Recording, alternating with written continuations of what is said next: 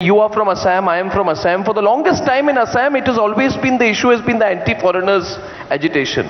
One minute. It's been the anti-foreigners agitation, right? But when your government says bring in the CA, right? When your government says bring in the CA, change the legislation, you are saying that Hindus from Bangladesh should come, but they are also foreigners.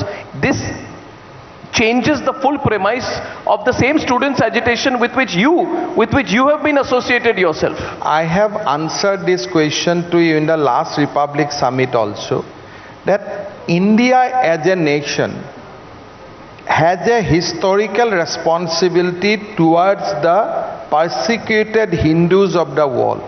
Hindu doesn't have any address except India. So the problem in Assam we can resolve, that whether Assam has a great share of the burden, that we can resolve in the country. But as an Indian, no one can deny the rights of persecuted Hindu to come back to their own motherland. That you cannot deny. But this line you have taken for the last 2 or 3 years. I think I am stand by that line for from the day I started politics. If you see my assembly speech when I was in Congress also, I strongly advocate that line. Kahan jayega besara log? Can Hindu go to Arab? Can Hindu go to Pakistan? Can Hindu go to certain other country? Hindus has to come here. All media has to work with government in that on those cases. If you oppose CA, ultimately you are telling what? That persecuted Hindus should not come back to India, rather they should change their religion in Pakistan. No, I am saying on the basis of religion you can't give entry into a country. I think India is a country which has developed on the culture and ethos of Sanatan. You can't deny on the culture and ethos of Sanatan Dharma. You can't deny that it was a Hindu tradition, it was a Hindu civilization, and you can't deny that. India is today a secular country because in our Constituent Assembly, the Hindu thought process has taken over. So you and I are from a state you are heading a state which is believed to have more than 35% Muslim population. Are you not isolating them when you say that? No. Are you not isolating them? No. I don't think that Indian Muslim has any problem, because Indian Muslim also knows that till Mughal comes to India was a Hindustan. India was a state based on Hindu culture and thought. So how can I write the history completely different? You are a son of Colonel Manoranjan Goswami. Now how you can deny that?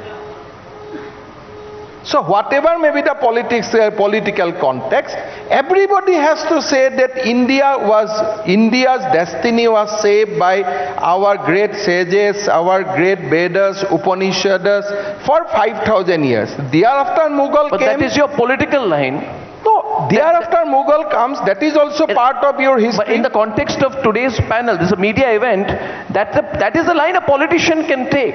It is not a line the media can take, because the moment, allow me to complete. I think media will write history differently. That no. Veda was not born in India. Upanishad was not written in India. No, that's not what I'm saying. So what line media I am trying to say that the line that you are taking, Mr. Sharma, is great, and I'm sure this audience, a lot of people will applaud for you.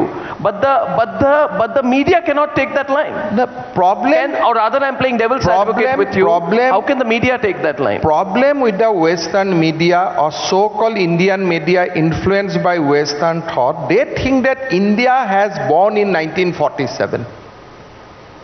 They did not realize that India is a country with the 5,000 years of civilizational thought and civilizational process. They think that country has born just in 1947. That was the basic issue. And I strongly believe you in the name of criticizing Prime Minister Modi, don't criticize India's growth story. Don't dilute the achievement of Indians. Don't do that. That is what my advice to the media. No, you're talking about the media. By the way, when you talk about nation and nationalism, your friend,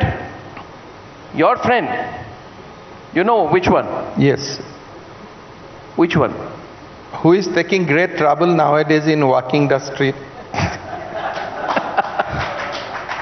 I mean, I am clear about my friend and foe. I was checking.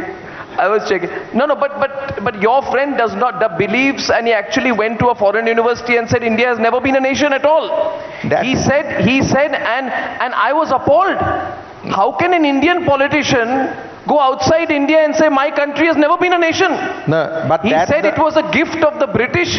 India never existed as a nation before the British gifted it to us. And then if you saw, a young bureaucrat corrected him and said, you don't know about Chanakya, you don't know about Janpads, you don't know about nationalism in this country. But that's the problem. So you don't blame the media for it, you should blame your friend. No, Arnab, I don't want to blame my friend because election is in Gujarat, he is working in Andhra Pradesh. I don't want to blame him because that is his USP of thinking. So the problem is that this country has born, according to me, in 5,000 years back. Chanakya spoke in detail about India, Bharat. There are problems with various media groups and various Western influenced Indians. They think that India has born as a country in 1947. They think that this is written in constitution.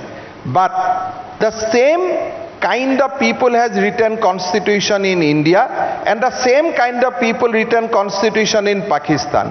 But the people, those who has written constitution for India, they were Hindus, so they have produced a secular constitution. The other people, they were fundamentalists, so they produced a constitution which is in nature of full fundamentalist thought. So today India is secular country. Today India respect everyone because of our civilizational thought process.